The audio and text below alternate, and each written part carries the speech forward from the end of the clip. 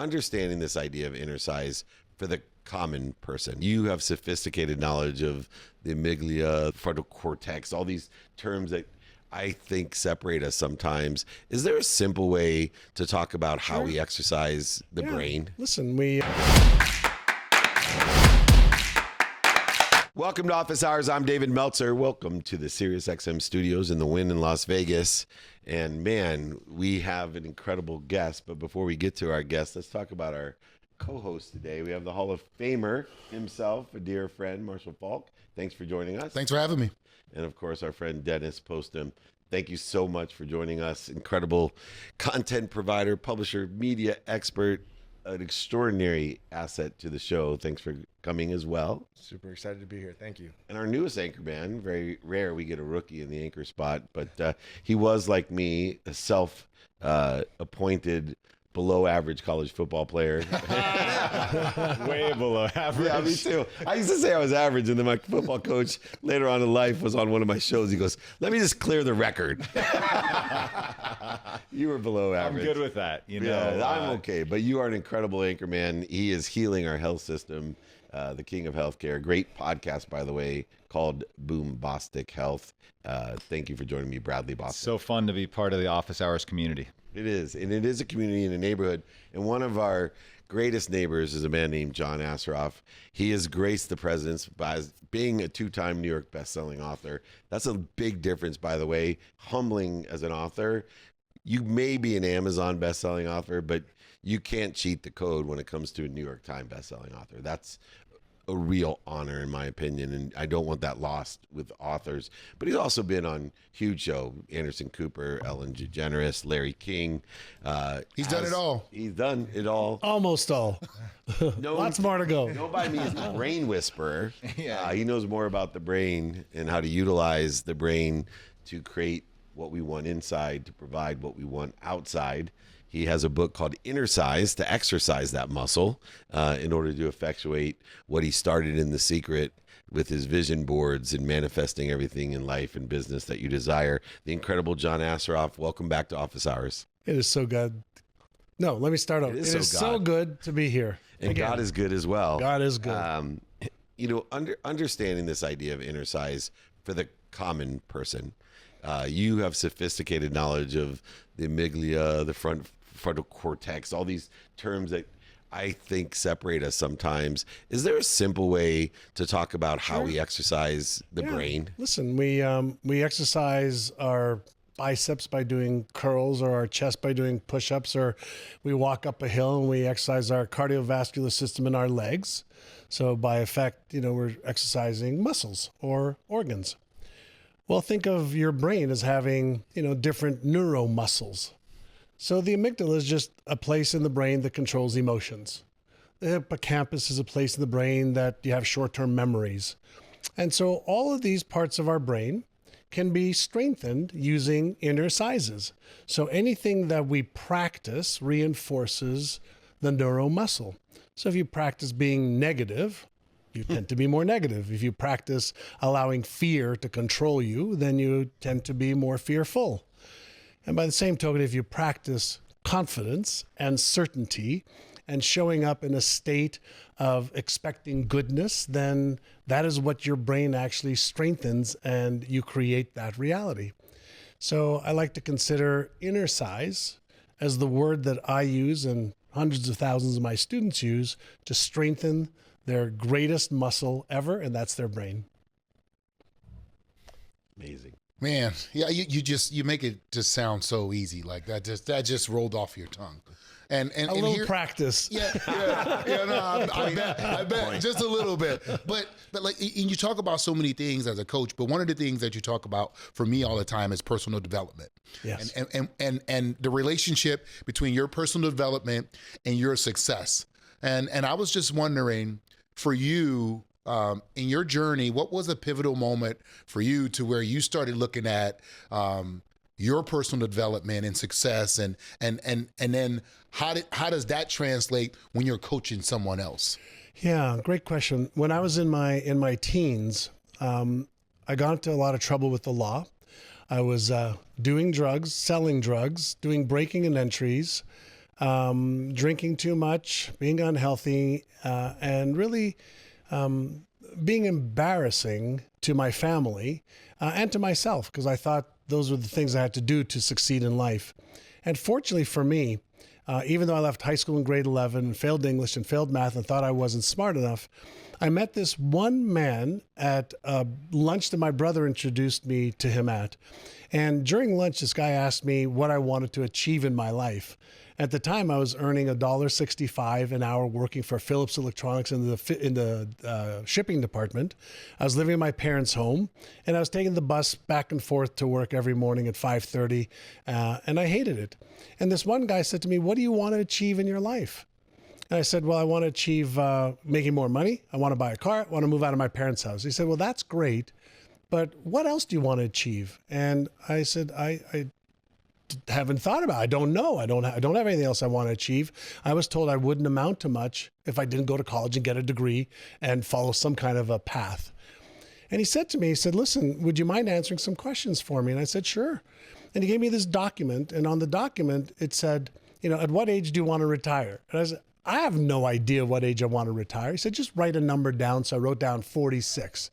He said, "Upon retirement, how much net worth do you want to have?" And I said, "What does net worth mean?" I had no idea. I was ignorant. So I wrote down, a few $1 million because he told me that's how much you'd need to have to retire. What kind of car do you want to drive? And that was easy for me. Mercedes-Benz convertible. What kind of home do you want? I said, a 4-bedroom house, 2-car garage. Where do you want to travel? All over the world. So I answered these 10 questions.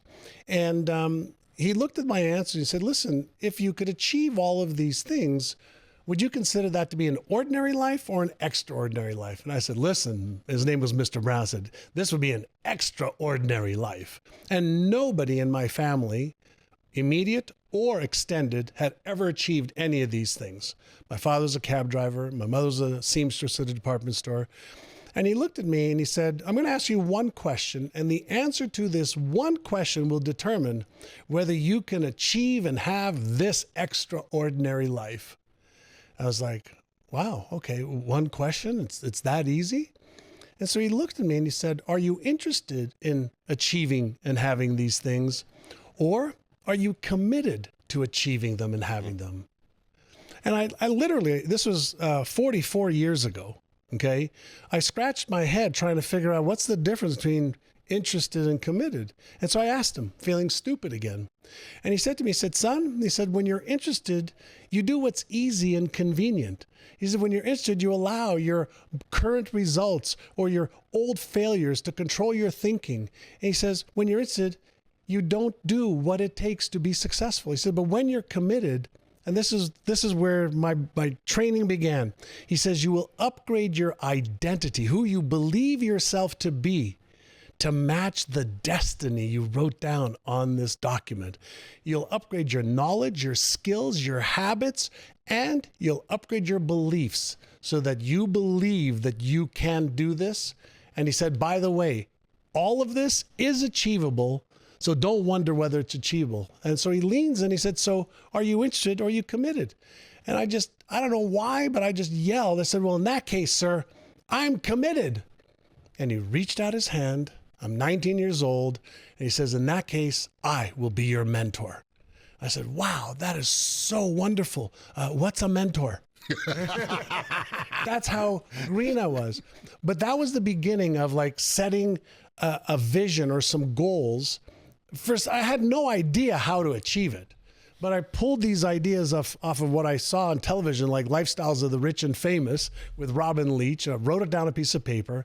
But what he had me do every single day after I moved from Montreal to Toronto is he had me review what I had written that I wanted to achieve. He had me write out, what would I need to believe in order to achieve that? What skills would I need to upgrade? What would be the daily behaviors that I would need to take to develop the habits that would allow me to achieve these goals? So he followed up the vision and the goals with the beliefs, the identity, and then every day we did something called priming my brain. I would look at it. I would close my eyes. I would see myself achieving the income, the cars, the house, the charity, the contribution. I would feel it.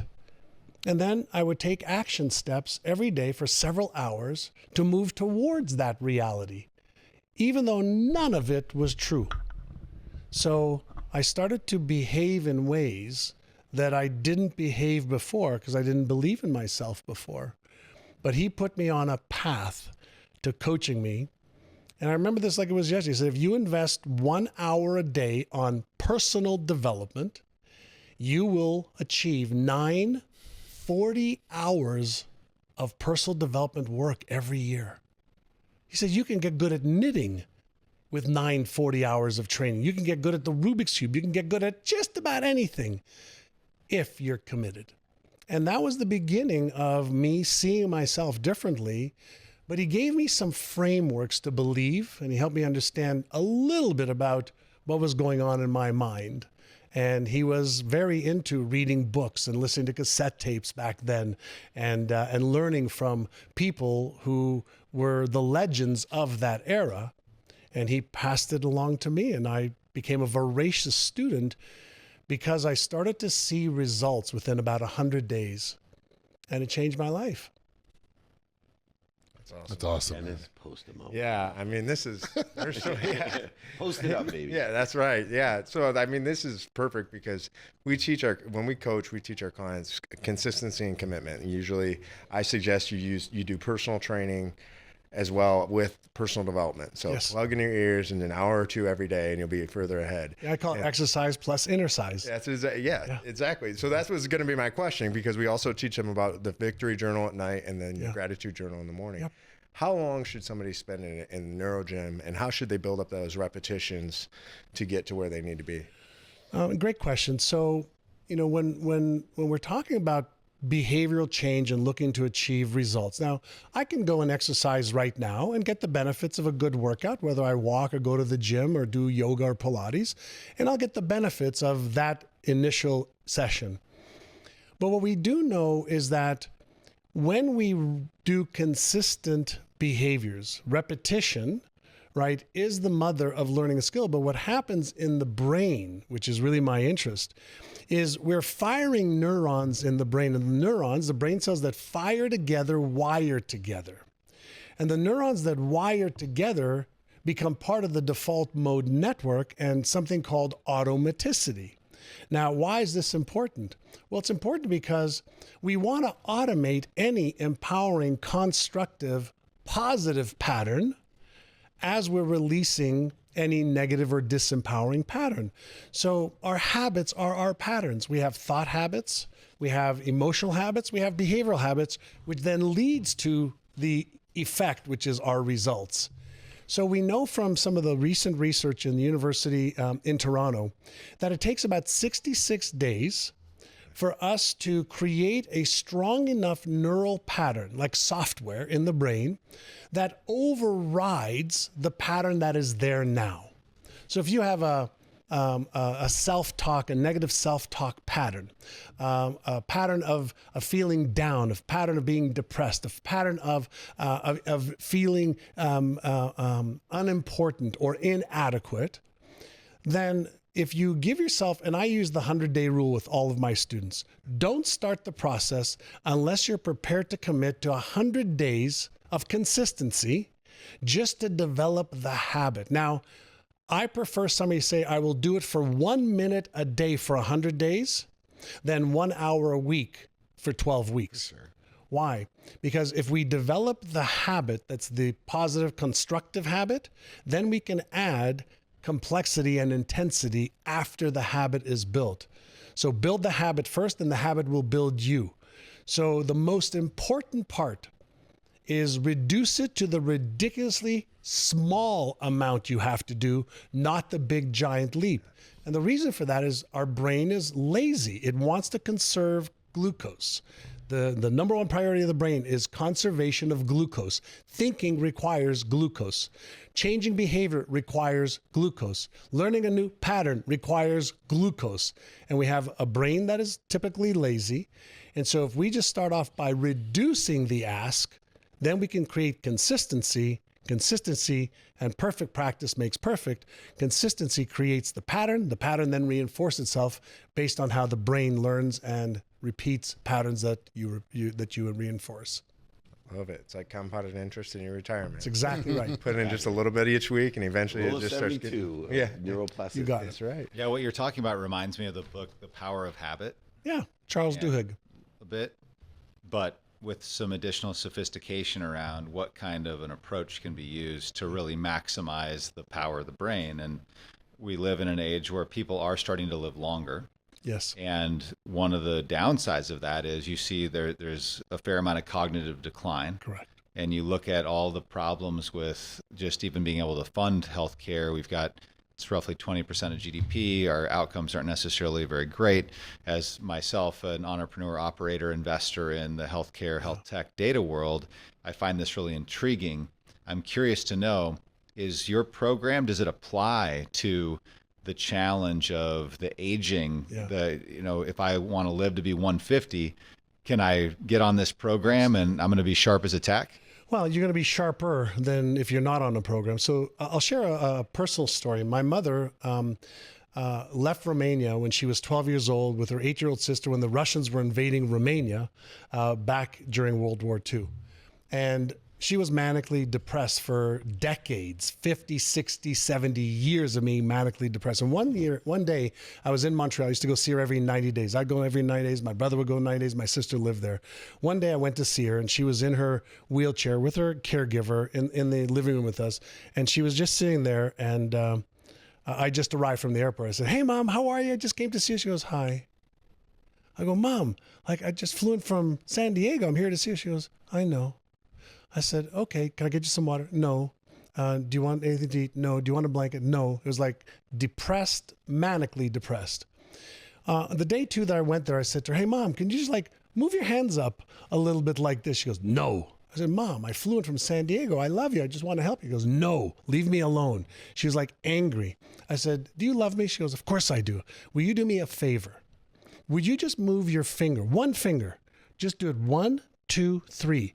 She looks at me angrily. "Fine. 1, 2, 3. I said, "Mom, your other 4 fingers are a little bit lonely. Could you just do the other 4 fingers?" And she's mad at me, but I got her into motion a little bit. So she did this finger, this finger, this finger, this finger. It took literally, 6, 7 seconds. I said, "Mom, your other hand is a little bit lonely now. Could you just move your finger?" And she's been depressed for decades. So she moved one finger, the next finger, the next finger. I got 5 that day on each hand. Following day, we did it again, and I had her move her foot up and her other foot up 5 times. By the time I left 2 weeks later, we were walking up and down the hallway. 2 weeks later, her caregiver was downstairs in the gym, and she was on the recumbent bike. Got her out of her depression because of one move. Move your finger. So we fired new neurons. Those neurons, we celebrated. So she released dopamine, serotonin, oxytocin. So she started to feel a little bit better. And she wasn't suppressing. And she wasn't only suppressing, but she wasn't reinforcing the depression that she had.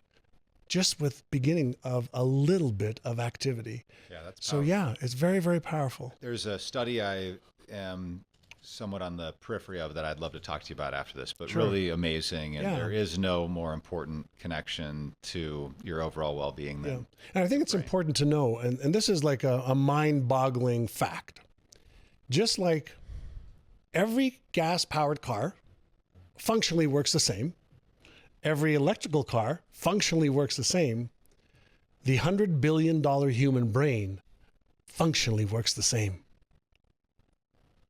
So if the functionality of the human brain works the same for Marshall, for you, for men, women, there's some differences, but functionally, if we know what lights up the electrical activity that releases the neurochemicals, okay, by different parts of the brain, why not deliberately and consciously use the brain better?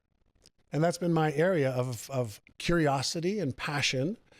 And if I can get somebody to focus on self-talk, a little bit of emotional regulation, and a tiny bit of behavioral change consistently, we can see massive, massive changes. And I've seen it in hundreds of thousands of people that are in our programs around the world.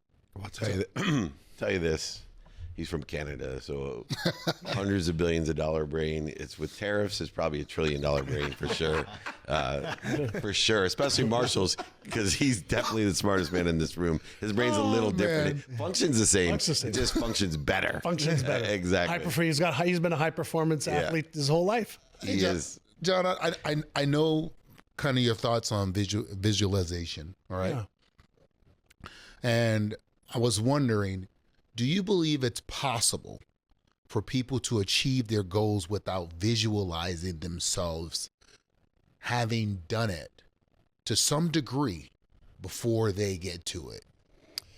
Yeah, so let's back up for just a second and understand that every word that we use, activates electrical activity and chemical activity, but also every word has a visual representation for that word.